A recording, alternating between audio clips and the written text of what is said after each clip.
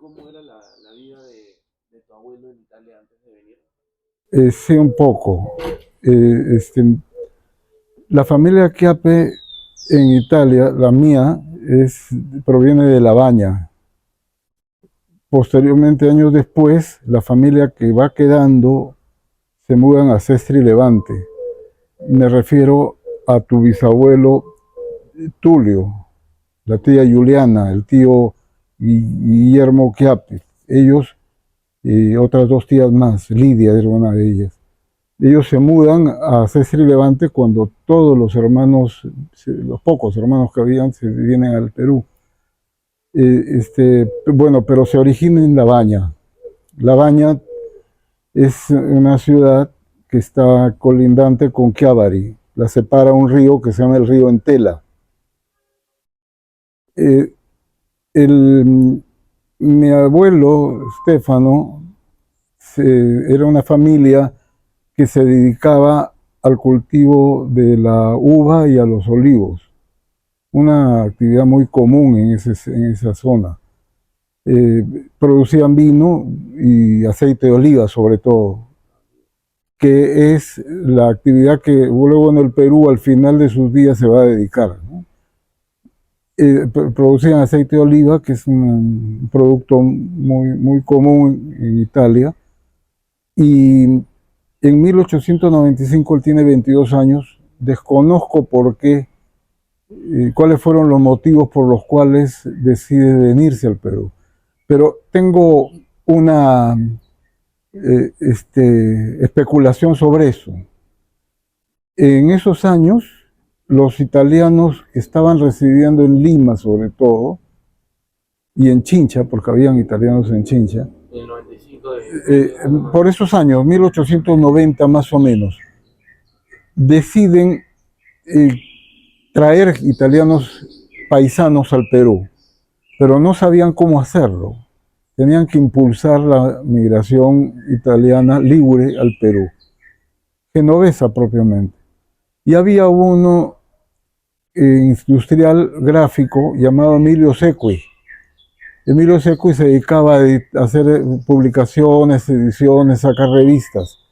Y con la ayuda de él editan una revista muy bien ilustrada, muy bonita. Está la presentación. Existe la revista, algunas personas la conservan. Yo la tengo en archivo de PDF, pero no tengo el original de la publicación. Y la distribuyen gratuitamente en las zonas de la capital, Génova, eh, y todo el Levante Ligure, ¿no? Chiavari, Rapallo, La Baña, hasta Sestri. Toda esa zona que es lo que hay en las provincias de Génova, es donde se distribuye esa revista, entusiasmando a los genoveses a venir al Perú. Por eso es que yo supongo que eso lo animó a venir, porque considera pues que la zona más cercana a Europa es Brasil y Argentina, entonces darse toda la vuelta por el estrecho Magallanes era fastidioso y hasta peligroso. Sin embargo, lo hicieron. Y hubo familias que tenían dinero y que tenían buques en Génova que vinieron con sus propios buques para ponerlos a trabajar en el cabotaje acá en el Callao. O sea, se arriesgaron a venir. Y así es como viene mi abuelo en 1895. Él se llama Stefano Chiappe Bacarezza. Stefano Chiappe. Chiappe, el apellido de su madre es Bacarezza. Ellos no usaban el apellido materno, no usan el apellido materno. Él, sus padres eran Domenico Chiappe y Teresa Bacarezza. Bacarezza, ambos de La Baña. Sí. ¿Él vino solo Solo vino, de 22 años, viene inicialmente solo y lógicamente aquí lo acogen como era de esperar, como sucedía en esos casos, lo acogen una familia, lo aloja hasta que él se instala y pone un primer negocio de fábrica de zapatos, o sea, un taller de fabricación artesanal de zapatos que se se estilaba mucho en ese tiempo. Lo pone en el RIMAC, llamado Bajo el Puente. Ahí dura, en ese negocio dura varios años, pero le va muy bien. Pero él tenía en mente el negocio del cabotaje, es decir, el transporte de carga por la costa peruana. Y se muda al Callao, donde compra una embarcación llamada Sabrina, un velero muy bonito, ahí está la foto, ese velero después encallaría en Malabrigo, en Trujillo, encalla por mal tiempo, no ve bien el capitán del barco y encalla y se pierde, pero él cuando encalla ese buque, ya tenía otros, ¿no? Entonces le va bien porque no había carretera panamericana, entonces todo el transporte de carga era a través del mar.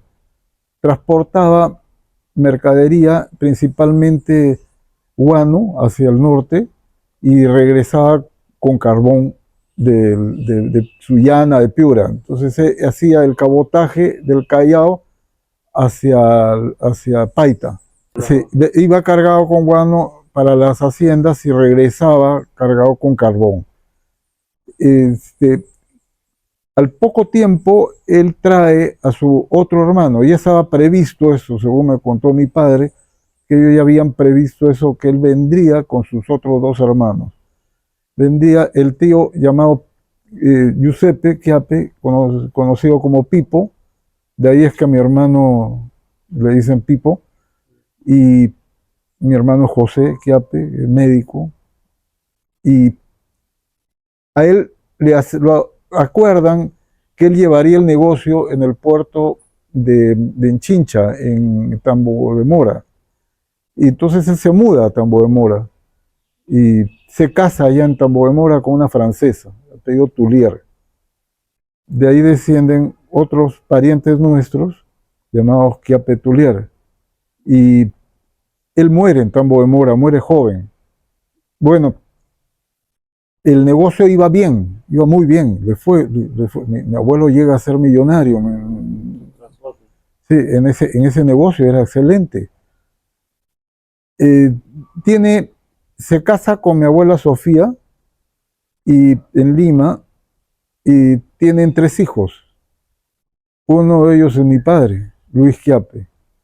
Y los otros eran el hijo mayor, llamado Stefano como él, que muere más o menos de 1 año, y uno menor que se llama Antonio Chiappe como yo. Por eso mi padre me pone Antonio por su hijo menor. Yo soy el hermano menor de cinco hijos que tuvo mi padre.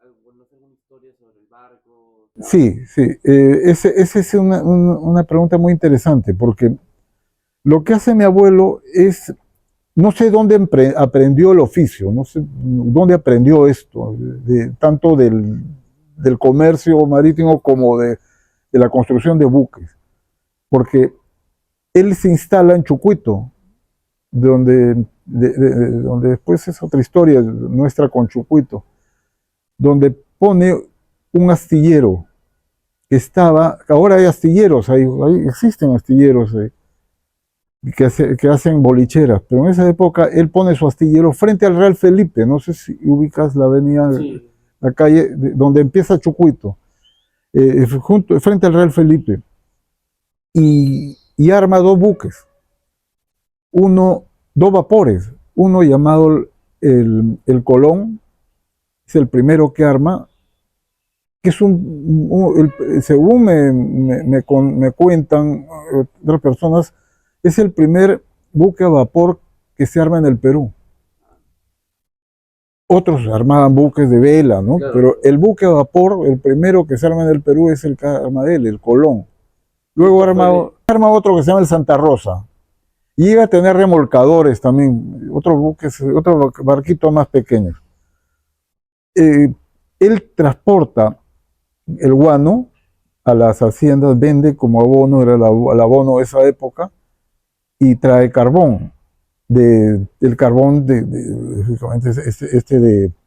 leña, ¿no? De algarrobo, que abundaba. Bueno, sigue explotándose ese negocio ahí. ¿Y qué le pasa a mi abuelo? El principal buque que tenía el Colón, se lo incendian. No se sabe quién, pero se lo incendian. Y se lo incendian anclado en el Callao. Y él tenía asegurados sus buques, ¿no? Todas sus embarcaciones las tenía aseguradas. Pero la empresa con que la asegura es una compañía italiana de seguros. Y no le reconocen la pérdida, porque le dijeron que él había asegurado su buque por pérdida total. Y el buque, si bien no logra recuperarse, pero quedó flotando, no se hunde. Entonces quedó el casco quemado totalmente, pero flotando. Y eso fue por salvar las vidas de los que estaban ahí adentro. Lo apagan, ¿no? Entonces, la compañía de seguros no le reconoce la pérdida total. Acá dice, en el contrato dice pérdida total, y este buque está flotando, el casco flota. Así que no hay pérdida total. Y no le reconocieron, por más que hubo un arbitraje, el árbitro dirimente, un señor Isola, muy famoso en la comunidad italiana de ese entonces, dirime a favor de la compañía de seguros. Hago un paréntesis porque esta es una situación irónica para nuestra familia, porque pasan los años y mi tío Tulio, tu bisabuelo, con tu abuelo justamente, con don Giacomo, construyen la casa de reposo de Barranco para los ancianos italianos y le ponen por nombre Giovanni Isola, que es el señor que fue de árbitro dirimente en ese conflicto. No digo que haya fallado bien o mal, pero mi tío Tulio tuvo la grandeza, sabiendo la historia de esta parte de la familia, ponerle el nombre de quien falló en contra, ¿no? Eso te demuestra el gran corazón y la nobleza de tu abuelo, mi querido tío Tulio. Un hombre muy grande, muy bueno, y mira tú eso, cómo él pone el nombre de esa persona, pero lo pone porque la casa donde se construye era donada por Giovanni Isola a la comunidad italiana, ¿no? También eso.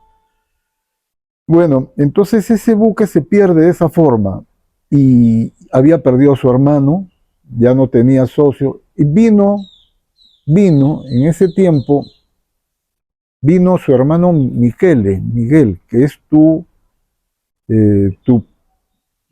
tatarabuelo, el papá de Tulio.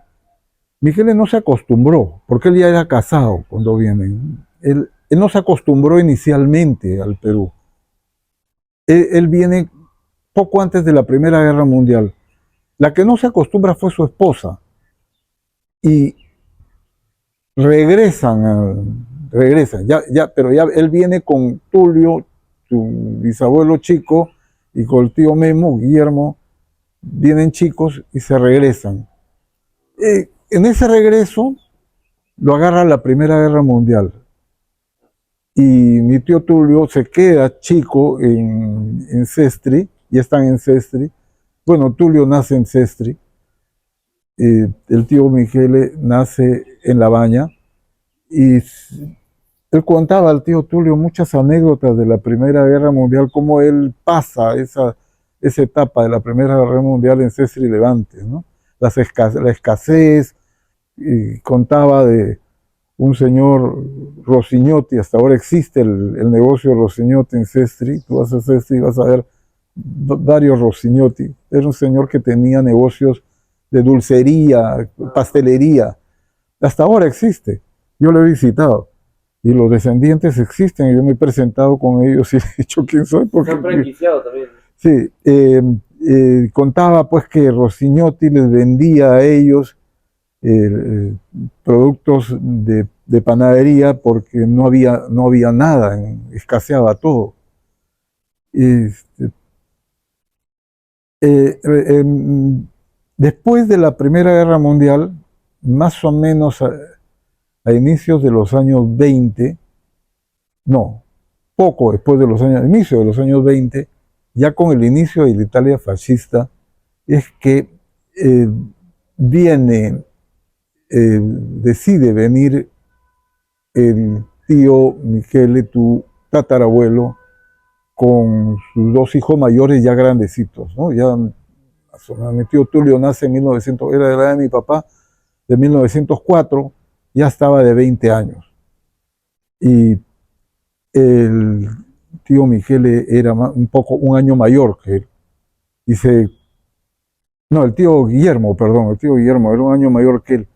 Y se vienen acá a trabajar con mi abuelo, que ya le estaba yendo bien en el negocio del cabotaje.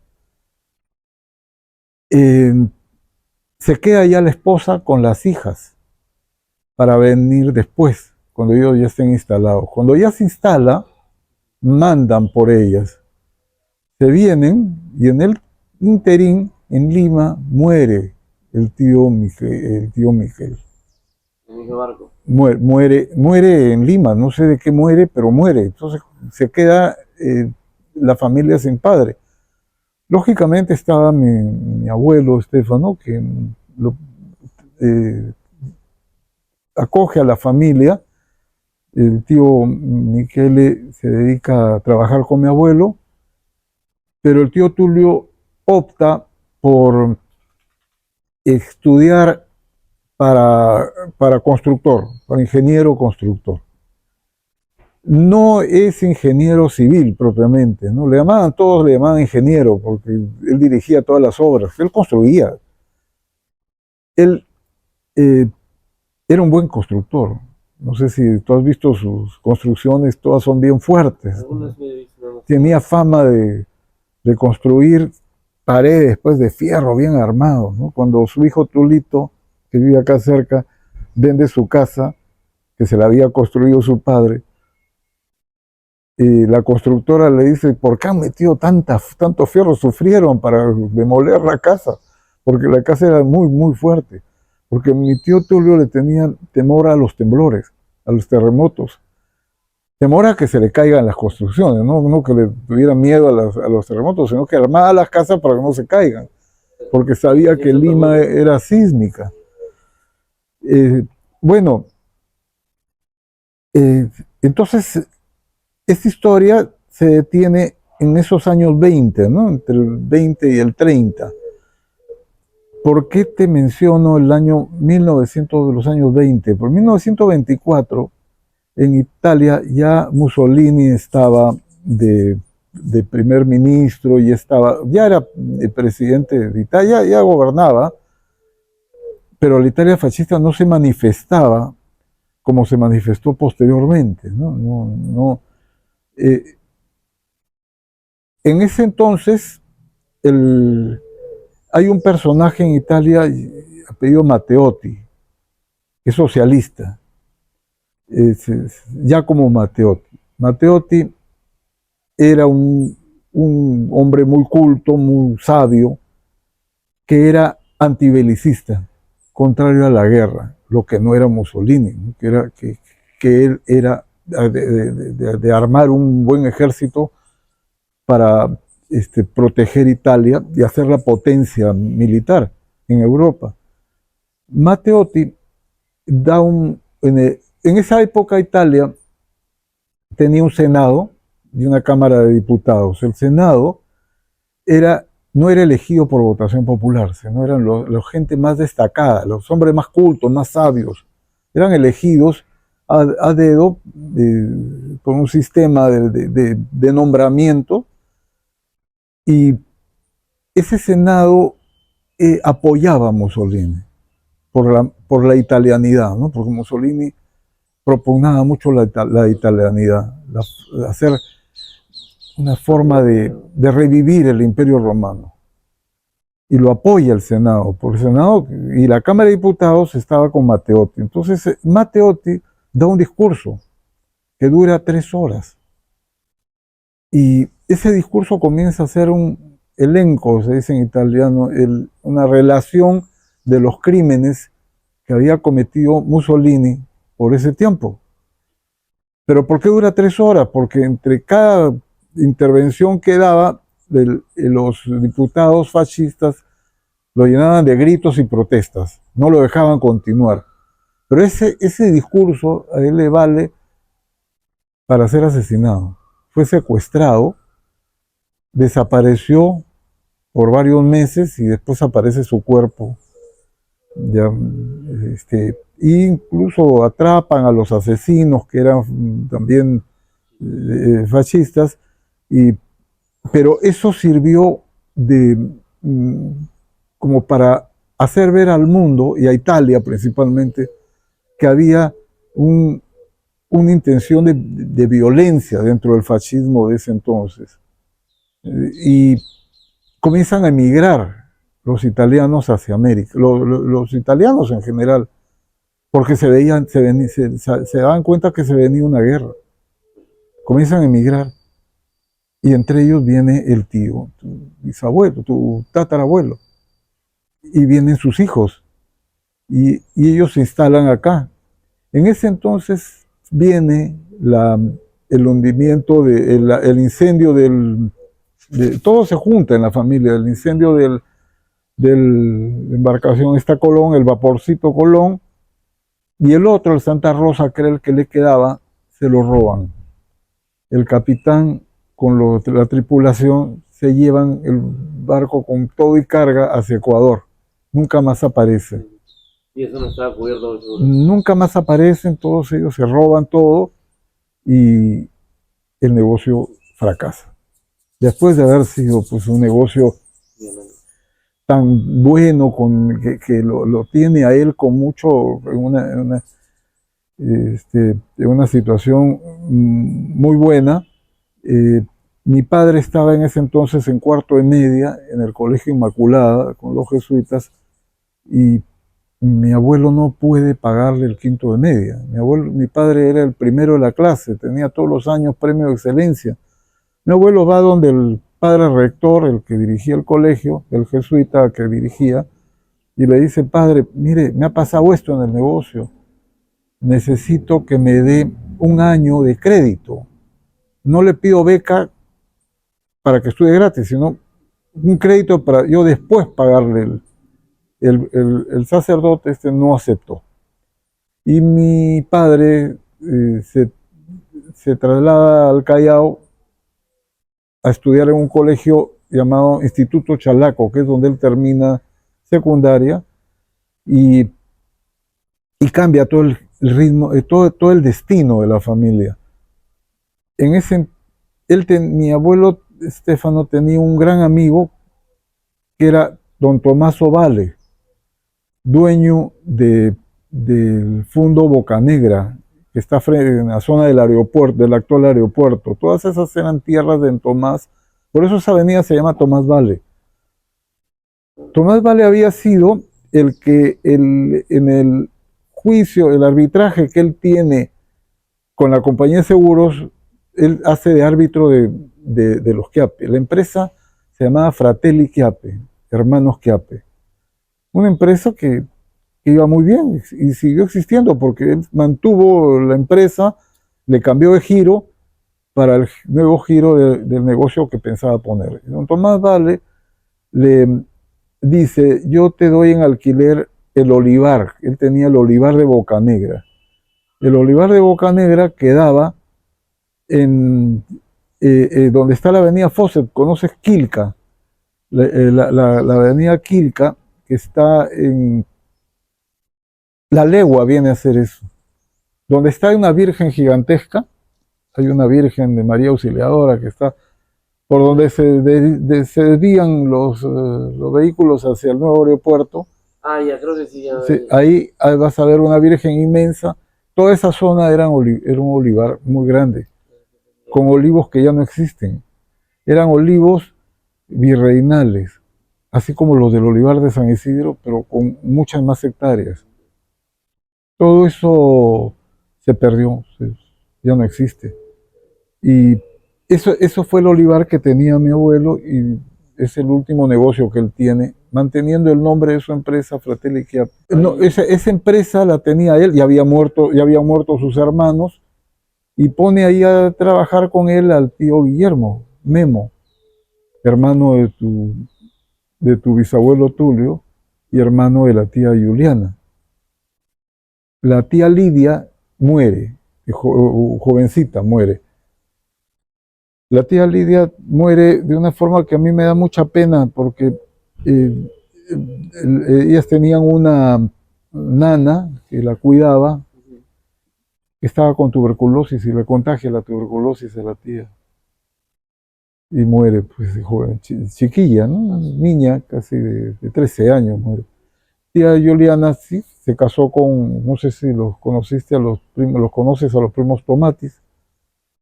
Los Tomatis son hijos de mi tía Juliana. Sí, no me acuerdo muy bien, pero... Ya. Los Tomatis tienen establo, hasta ahora lo tienen. El tío Guillermo Tomatis tenía un establo que colindaba con el olivar. Y mi tía Juliana vivía en el olivar. Entonces ahí es que conoce a la tía Juliana. Después ese olivar, ese establo se traslada a Puente Piedra. Ahí está muchos años, lo dirigen mis primos, mi primo chamaco, Guillermo Tomatis, mi primo Juan, que era de mi edad y ya murió, y mi primo Julio, que es el que ahora dirige el establo, que se ha mudado a Huacho. Es un establo muy bonito, ellos son Tomatis Chiappe. Parte en Huacho. En Huacho. Es un establo lindo, de primera. Ahora ya tienen fábrica de quesos, que la dirige mi primo Pedro. La tiene mi primo Pedro. La empresa de quesos es de mi primo Pedro, que está justamente en la calle Quilca, donde quedaba el olivar. Pero es por algo, no por que lo escogió, sino por una coincidencia del destino. Ya el olivar ya no existe. Ese olivar funcionó hasta principios de los años 50. Yo no lo conocí, a pesar de que me dicen mis hermanos mayores que a mí me han llevado, pero no tengo memoria porque yo tenía pues meses, ¿no? Claro. Eso existió hasta esa época, ya mi abuelo había muerto y mi padre, que era ingeniero agrónomo, es el que dirigía el olivar. Y junto con mi tío Guillermo Chiappe, que muere muy joven, muere ahí en el olivar, y ya no había nadie que se haga cargo, que se fuera a vivir ahí. Entonces él devuelve el olivar a sus propietarios, los hijos de los descendientes de don Tomás Vale. Ese es como termina ese negocio de Fratelli Chiappe. ¿Cómo crees que ha evolucionado la presencia italiana? Bueno, es importante tu pregunta, porque la migración italiana yo la he dividido en 4 etapas. Una entre inicios de la República y 1890, que son los primeros italianos que empiezan a poner negocios acá y les va muy bien. Son más o menos unas 15 familias, no son más. Esas familias son los que promueven la migración que viene después de principios del siglo XX, que es cuando viene mi familia. La segunda etapa es entre 1890 y 1920. Es los italianos que vienen, los genoveses, que vienen en muy buen número, animados por esa publicación que hace Emilio Sequi, por decir el que edita esa publicación, y vienen y ponen negocios es cuando comienzan los negocios de panadería, de cabotaje, fábrica de zapatos, curtiembres. Esos son los negocios que ellos comienzan a poner, y pulperías. Eso sucede hasta 1900, mediados de los años 20, en que empieza una segunda migración italiana, La tercera. la tercera, que ya comienzan a venir después de la Primera Guerra Mundial. Una tercera migración, un grupo numeroso también, que ya vienen ya a trabajar como dependientes de los italianos ya instalados como emprendedores, como empresarios. Y la cuarta es la que viene después de la Segunda Guerra Mundial. Con la Segunda Guerra Mundial también pues vienen un último grupo que son los que fundan la Asociación Ligure del Perú, ¿no? Piero Solari, por ejemplo, es un conocido italiano que viene después de la Segunda Guerra Mundial. Son muestras de familias que salen después de la Segunda Guerra Mundial porque Italia está muy pobre. Está muy pobre. Esa pobreza de la que te hablo, la vas a ver en el cine, en el neorrealismo italiano. El cine del neorrealismo es un cine también pobre, pero de mucho éxito, porque cuenta historias de la Italia de la posguerra, de la dopoguerra, después de la Segunda Guerra Mundial, cómo está viviendo la Italia de ese tiempo, cómo la vivió Italia también en fines de la Segunda Guerra Mundial. Por ejemplo, vas a ver dos películas ahí que son emblemáticas, que es una Ladri Bicicleta, que es el Ladrones de Bicicleta, y la otra es la historia de un jubilado, no me acuerdo, Bernardo X, algo así se llama. La primera cuenta la historia de un hombre que está buscando trabajo y lo único que tiene es su bicicleta. Y consigue trabajo, por fin consigue trabajo, la bicicleta la tiene empeñada. Y consigue trabajo de pegar carteles, ¿no? Manifestos se dice en italiano, los que se pegan, hasta ahora existen. Por ejemplo, tú has ido a Italia, seguramente vas a ver, por ejemplo, las defunciones las publican en las paredes, ¿no? El manifiesto. Él se consigue un trabajo de pegar carteles en las paredes. El pobre no tenía tenía la bicicleta, pero la tenía empeñada. Entonces se presta dinero para sacar la bicicleta, la saca y por fin ya tiene trabajo. Y tiene un hijito. Es una película antigua, digamos. Es muy antigua, es de los años 40, después de la guerra, del año 40, sería del año 48. Esa, a él, mientras se está pegando los carteles, viene un ladrón y le roba la bicicleta.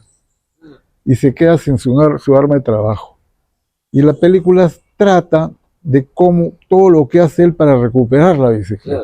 Entonces lo que te muestra la película es la pobreza que está viviendo Italia en ese tiempo, la falta de empleo, porque el neorrealismo tiene una característica, el cine italiano del neorrealismo te muestra el cine en la calle, o sea, no estás en un plató, no estás en un escenario preparado para la película, sino están en la calle, es un cine barato, de producción muy económica.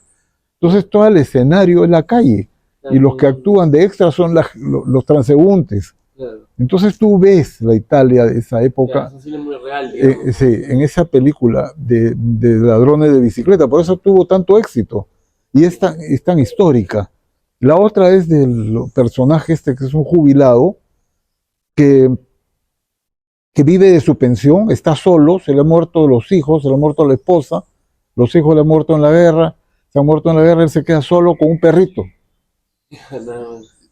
Y anda con el perrito para todo lado y vive en una pensión. La pensión solo le alquila una habitación. Y él se la ve paseando por la calle. Y en la pensión lo hostiliza la dueña, la casera, porque no paga la renta. Entonces él se ve obligado a pedir limosna, pero anda con como se solía andar en esa época, con terno, con traje, con su corbata, su sombrerito, bien vestido, era el único terno que tenía, y, y está pues desesperado, y le enseña a su perro a pedir limosna con el sombrero que le pone el perrito. Ajá, ¿Por qué le da vergüenza pedir limosna? se ve muy bien cómo era en esa época la Sí, pobreza. entonces eso te muestra la Italia de esa época que estaba tan pobre, ¿no? La ves en esas dos películas. Pues en tu opinión, ¿cuál crees que es el principal legado que han dejado los italianos inmigrantes al Perú? Bueno, la empresa, son gente muy trabajadora. El que vino al Perú no es, principalmente son ligures, pero yo más les quiero llamar genoveses porque la región Liguria no son de toda la región Liguria que vinieron, ¿no? No vinieron de Imperia, no vinieron de Savona, vinieron de Génova, específicamente, vinieron de Chiavari, su familia paterna es de Chiavari, hay Chiape que vinieron de Coborno, no son parientes nuestros, los Chiape de Coborno, la mayor parte de Chiape en el Perú vienen de Coborno, que no está junto al mar, sino un poco más en la entroterra, ¿no? Más o menos a 10 minutos de Chiavari o de La Baña, un poco metiéndose. Nosotros venimos de la costa libre de La Baña y de Sestri Levante. Esa, eh, este, eh, esas familias Chiape de Coborno son los más numerosos acá. ¿Tienes alguna costumbre italiana que todavía se mantengan en tu familia? Acá en mi En tu familia casa, se claro. mantiene mucho. Nosotros hemos mantenido las costumbres, por mi padre, hemos mantenido muchas costumbres. Y yo lo he visto en las otras familias nuestras, como por ejemplo la de mi tía Juliana, ¿no? El típico plato del domingo que tú lo debes haber tenido en tu casa son los ravioles. No hay domingo que no se coma ravioles. Claro, pastas No, en general. pasta, principalmente los ravioles. Claro. Ese es bueno, el menestrón. El menestrón es un plato muy, muy genovés. Y bueno, existe en toda Italia, pero el menestrón genovés es con el basílico. Ese menestrón que en el Perú se ha peruanizado metiendo carne, ¿no? Que es mejor, para mí me gusta más. Sí, claro, a mí también. No, pero el que comes allá es pura menestra. Claro. Es rico, pero más me gusta el peruano. Sí, o sea, es una mezcla, ¿no? Sí. Bueno, esas son muchas tradiciones culinarias. El mondonguito a la italiana, por ejemplo, el mondonguito a la italiana no es otra cosa que la tripa a la genovesa, que también es una versión de la tripa fiorentina, que es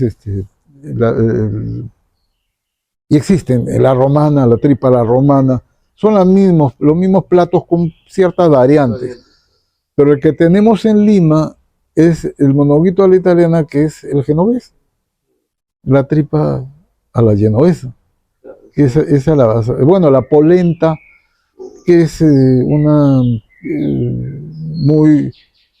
muy popular, y aquí no pegó mucho entre los peruanos, pero las familias y descendientes de italianos sí la mantienen, ¿no? Sí se mantienen.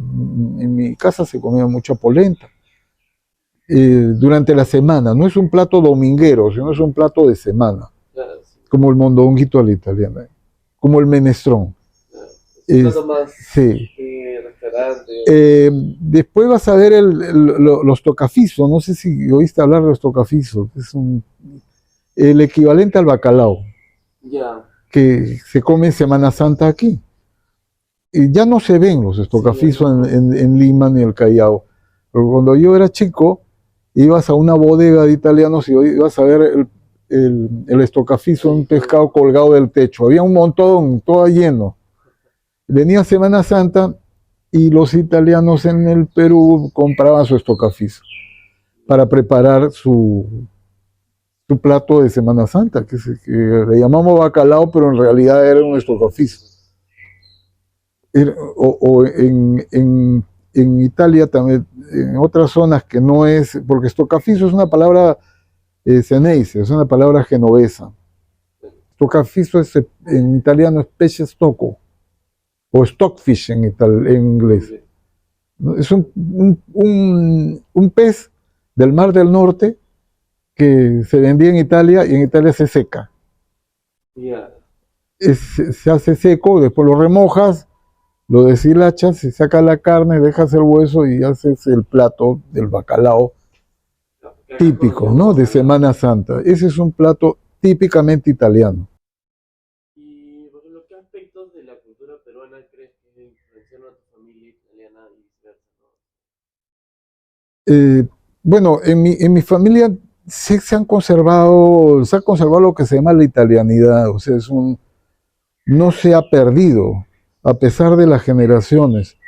Yo a mi nieto le he enseñado a cantar el Fratelli d'Italia, se lo sabe, cuando juega la selección, la nacional, la escuadra italiana, él se pone a cantar el Fratelli d'Italia, o sea, sabe, mantenemos tradiciones, la historia, ¿no? Contarles a los hijos, a los nietos la historia de Italia, que es tan importante, tan interesante. No puede perderse la italianidad en una familia italiana. Y tampoco, bueno, ya la lengua ceneice se ha perdido, ¿no? Yo sé que hasta la generación de tu abuelo probablemente la hablen. Sí, mi abuelo la habla. Sí, la hablen, pero ya no se transmite. Claro. Se transmiten las parolachas, ¿no? O sea, las groserías, la belinún, ¿no? Por ejemplo, esa expresión belinún, que tiene doble connotación porque una es coloquial y también tiene un sentido de grosería. Se transmite. Por ejemplo, palabras que se han transmitido al español, a la lengua coloquial peruana, por ejemplo, misio. Misio es el que no tiene dinero, pero misio en genovés, en ceneice, es el mismo significado. Sí, es una palabra que trajeron los genoveses al Perú. Se expandió por... Sí, se ha expandido. Misio es palabra genovesa, no es italiana, es genovesa, y misio es el que no tiene plata. Pero no, Soy misio. No. Ahora tiene otro nombre, creo que el nombre de una congresista, no me acuerdo, estoy Chihuán. Sí. Estoy Chihuán es misio. Claro, sí, no sabía que una palabra genovesa ahora la usan hasta un peruano que no tiene nada de italiano. Sí. Así, hay muchas palabras del genovés que lo vas a encontrar en la lengua coloquial peruana. ¿En tu casa sueles consumir el vino italiano? Sí, yo sí lo compro. O sea, yo compro el Chianti. El Chianti me encanta. Claro, el vino genovés no es bueno. Si tú, cuando vas a Génova, tú pides un vino genovés y te van a ofrecer vino blanco. Ellos dicen, vino genovés solo es vino blanco. Hay vino tinto también, pero no se difunde. Pero el vino que siempre se compró en mi familia, y en Italia hay una costumbre cuando eres invitado a una casa. Tú no puedes ir invitado a una casa a comer, a almorzar con las manos vacías. O llevas una botella de vino o llevas un ramo de flores para la dueña de casa. Esa es una costumbre que vas a encontrar en los genoveses. Yo creo que es en el resto de Italia, pero particularmente en los genoveses. El genovés no viene a almorzar a tu casa con las manos vacías. A pesar de que los genoveses tienen fama de tacaños. Es una fama que tienen. El risparmio, ¿no? Es algo que está en la cultura, ahorrar, el ahorro y pensar en palanca, ¿no? Que palanca es el soldi, el dinero. Es algo que lo tienen en la mente porque son muy negociantes. Lo tienen en su cultura. Esa es mano dura, ¿no? ¿no? Entonces, eso tú lo tienes como algo que te va llegando, ¿no? El ahorro, la cultura del ahorro, va llegando y lo vas transmitiendo sin querer. Bueno, esas costumbres que van quedando de generación en generación, por eso es una cultura que nosotros, los descendientes de libres, de genoveses, la hemos transmitido a la sociedad peruana. Pero, ¿tú qué opinas? Estamos hablando un poco de los vinos. Ah, el vino. Sí. Ya, el vino Chianti es el vino, como te decía, hay que ir la costumbre, ¿no? De que tú no vas en una invitación con la mano vacía, vas con tu botella de vino, es una costumbre genovesa. Y traía, yo me acuerdo, en mi casa, a la hora de almuerzo, venía un invitado de la colonia con su botella de vino Chianti, que era con la canastita típica, y el pan baguette. ¿No? Tenía sí, ese era lo que venía siempre a tu invitado, llegar con un pan acá y la botella de vino en la otra mano. Ese era típico. En mi memoria está que mi papá, que siempre invitaba a un amigo de origen genovés, venía cuando estábamos en Chucuito, sobre todo. Nosotros teníamos una casa en Chucuito frente al mar, eh, con toda la vista a la bahía, y la gente, los amigos de mi papá, le gustaba mucho ir el domingo a esa casa, porque teníamos la playa al frente. Ya esa playa ya se ha perdido, pero en esa época era una playa de piedras, pero muy bonita. Y con la vista al mar almorzábamos y siempre llegabas con el vino en la mano, un Chianti, principalmente. Ahora sí, otra cosa que vi de mi familia. Mi papá compraba para la semana vino en caja y venía una moto, no sé cómo se llama ahora, una moto que venía con la tolva la tenían adelante, ¿no? Que repartía vino y le traía a mi casa. Mi papá era colorado, muy colorado. No, no era tan alto como tú, pero era bastante alto. Medía 1,90 m mi papá. Y era colorado. Y teníamos una vecina que era muy chismosa. Y mi hermano Jano, Alejandro, nació en 1942. Y en esa época se nacía en las casas. Yo nací en mi casa y mi hermano también nació en la casa. Todos mis hermanos han nacido en la casa. Y la vecina, cuando nace mi hermano, lo va a ver a mi hermano, y mi hermano nació con una mancha roja acá, que después se le fue. Una mancha de la presión, seguramente, del momento de salir del parto. Y la vecina decía: ese chico ha nacido con esa mancha roja en la cabeza porque el ingeniero Quiape toma mucho vino. Creía que por eso mi hermano había nacido colorado. Pero sí se tomaba vino, mi papá tomaba vino. Pero sí te digo que había una costumbre en mi casa del pisco. Mi mamá, que era de Arica, se puede decir tagneña, tenía la costumbre en su familia de tomar una copa de pisco antes de almorzar. Y mi papá se acostumbró a eso. Entonces siempre se tomaba una copita de pisco antes de almorzar. Mi papá era ingeniero agrónomo y ya en ese entonces ya había dejado de tener el olivar y trabajaba en La Molina como profesor de La Molina, era profesor universitario. Yo recuerdo, de chico me llevaba eventualmente a La Molina para que yo juegue en el jardín botánico, juegue con los caballos, con las vacas. Y a la hora del almuerzo me llevaban al comedor de profesores.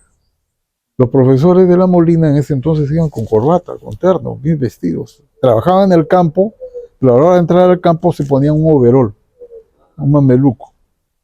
Y salían al campo con sus botas Y después a la hora del almuerzo se vestían bien, iban con saco y corbata.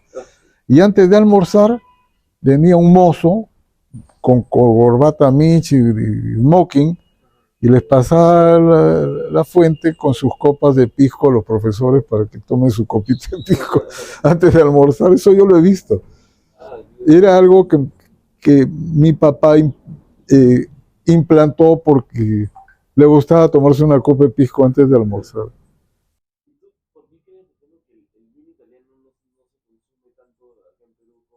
Es por el precio. El precio bueno, el vino italiano sí se ha consumido en los años 60, el Chianti, como te digo, sí se ha consumido bastante. Había una competencia del vino peruano, como era el Tacama en ese entonces. El Tacama hacía mucha publicidad de sus vinos. Yo recuerdo en la Plaza San Martín había una botella gigantesca de vino que decía vino Tacama y otra al frente que decía Ocucaje. Entre los dos hacían competencia. El vino Cucaje con el Tacama. Pero el vino italiano lo vendían las bodegas, como por ejemplo Malatesta en la Avenida Arenales, al frente estaba Berizo. Eso sí vendían, tenían su público. Unas cuadras más hacia Lima estaba Mosto, que también vendía buen vino italiano. Eso sí, yo he ido a comprar con mi papá ahí. ¿Y a día de hoy? No sé por qué ha pasado. Se ha perdido, pero ¿qué es lo que ha pasado? En los años 70 comienza a entrar vino chileno de contrabando, porque Velasco no dejaba entrar productos importados, entre otras cosas el vino. Cuando Morales Bermúdez entra al poder, abre la importación y comienzan a llevar vinos chilenos en cantidad. Eso se encaja, no las cajitas, sino unas cajas más grandes. Y esos Undurraga, eso de la botellita redonda, una botella redonda. El Undurraga, y viene Casillero del Diablo, con esas marcas más chilenas. Y rompen el mercado del vino. Y comienzan a competir en precios porque era más barato. Chile producía mucho vino en ese entonces, hasta ahora. Hasta que viene en la actualidad, hace unos 20 años, que comienza a venir el vino argentino. Y el vino argentino se tira abajo al vino chileno. Y el vino argentino, con su buen vino Malbec, entra y hasta ahora. Y vende más barato que el vino peruano. ¿Por qué el vino peruano es caro? No lo sé. Pero ha aparecido el Intipalca, que ya tiene buen vino Intipalca. Y Tacama por fin parece que sus dueños se han despertado y han comenzado a sacar otros tipos de vino Tacama a buen precio, pero el mejor vino Tacama es carísimo. No está a la altura del bolsillo del peruano. Ese que creo que se llama Don Manuel es carísimo. Yo no lo compro. Si no me lo regalan, no lo tomo. Pero yo compro vino, ¿por qué? Vino argentino, porque es muy bueno. Está saliendo buen vino argentino. ¿Y tú crees que el vino italiano tiene potencial para ser más notorio en el mercado? Sí tiene potencial, claro, porque tiene público. El vino italiano Chianti es el mejor, ¿no? El vino italiano Chianti, pero hay muchos vinos italianos, el Valpolicella, por ejemplo, no se conoce, no se difunde y es buenísimo. Es excelente el Valpolicella, a mí me gusta mucho. El Barolo, no sé si has probado el Barolo, excelente el Barolo. Hay vinos de primera en Italia. Y el Chianti pues tiene tantas variantes. Te encuentras vino Chianti, vino joven. A pesar de ser vino joven, es bueno, es rico, es agradable. El vino de mesa, ¿no? El vino de tábola. Si encuentras buenos vinos acá, a, a, a, buen, a buen precio, ¿no? A buen mercado, como se dice, baratos, comprables. Comprables, te digo, cuando estás a 50 soles un vino italiano, sí lo compro yo. Pero el vino argentino lo consigues a 28, 20, a veces a 25 soles. Y de buena calidad, ¿no? el precio es lo principal, porque el que compra vino, compras un vino para tu casa, lo compras por ahí por los 35 soles. Ya estás comprando un buen vino argentino y de buen precio. Un Santa Julia, por ejemplo, es un vino bueno y comprable. El vino italiano sí pega, pero no se difunde. No, le falta publicidad. No, tú no habías nacido cuando Ocucaje saca un vino que se llamaba Fond de Cave. No sé cómo se pronuncia, Fond de Cave. Y comienza a hacer mucha publicidad de ese vino y se compraba. ¿Por qué? Porque la música de fondo era música italiana. Tutti al mare, se llamaba Tutti al mare. Cantaba una cantante que se llama Gabriela Ferri. Y esa canción, Tutti al mare, con música de fondo de ese vino y con el spot que ponían, pegó mucho y se vendió mucho el vino Cucaje, que no era gran cosa, no era gran cosa, era el ambiente italiano que pretendían darle a ese vino.